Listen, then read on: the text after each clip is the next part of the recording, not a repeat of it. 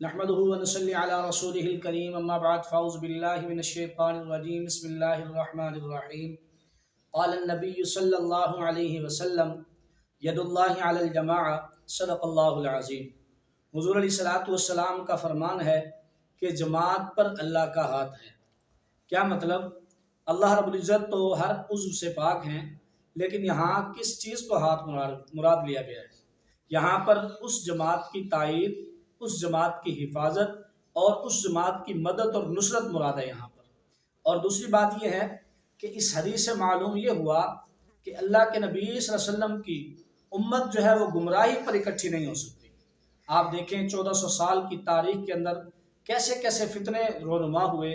کسی نے صحابہ کا انکار کیا، کسی نے اہل بیت کا انکار کیا، کسی نے ختم نبوت کا انکار کیا، کسی نے قرآن کا انکار کیا، کسی نے اللہ رب العزت کی ذات کا انکار کیا۔ یعنی ایسے ایسے فتنے آئے جن کی وجہ سے لوگ جو ہے صالحین میں سے نکل کر ضالین میں چلے گئے۔ لیکن میرے دوستو، اللہ رب العزت نے دین متین کو باقی رکھا اور کہیں کسی بھی دور کے اندر کسی بھی فتنے پر لوگ اکٹھے نہیں ہوئے۔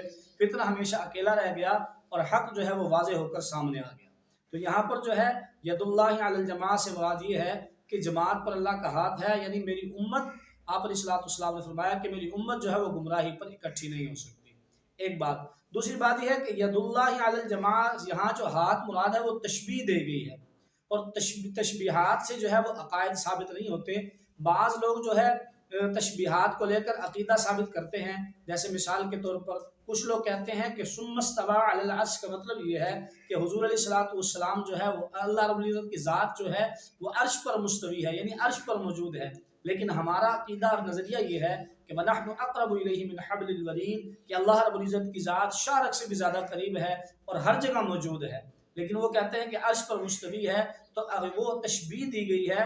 تشبیہات متشابہات سے عقائد ثابت نہیں ہوتے، تو وہ تشبیہ دینا دی گئی ہے، اس سے جو ہے عقیدہ ثابت نہیں ہوتا۔ ایک بات۔ کچھ دوسری بات یہ ہے کہ یہاں پر ایک چھوٹا سا سوال پیدا ہوتا ہے کہ دنیا کا جو حساب کتاب ہے، جو مکین ہوتا ہے وہ چھوٹا ہوتا ہے اور مکان بڑا ہوتا ہے۔ مثال کے طور پر میں مکین ہوں، میرا مکان 2 مرلے کا ہے، اور میں جو ہے مکان بڑا ہے، میں مکان سے چھوٹا ہوں۔ اگر ان کے اس عقیدے اور نظریے کو لیا جائے کہ اللہ رب العزت کی ذات عرش پر مستوی ہے، عرش پر موجود ہیں، اور جو ہے وہ عرش پر موجود ہیں، تو پھر بتائیں کہ اللہ رب العزت کا عرش بڑا ہے یا اللہ رب العزت کی ذات بڑے ہے؟ تو میرے دوستو، اس طرح کے عقائد اور نظریات جو ہے وہ تشبیہات سے ثابت نہیں ہوتے، متشابہات سے ثابت نہیں ہوتے۔ اس کے لیے دلیل قطعی کا ہونا ضروری ہے۔ چاہے یہ قرآن کی آیت ہے، لیکن اس میں تشبیہ دی گئی ہے، اور جو ہے اس تشبیہ سے عقیدہ ثابت نہیں ہوتا۔ اگر کوئی عقیدہ نظریہ رکھتا ہے تو وہ گمراہ ہے، اور جو ہے وہ قرآن کی اس آیت مبارکہ سے جو ہے جو مطلب لے رہا ہے وہ محدثین نے کسی نے نہیں لیا۔ اللہ پاک عمل کی توفیق۔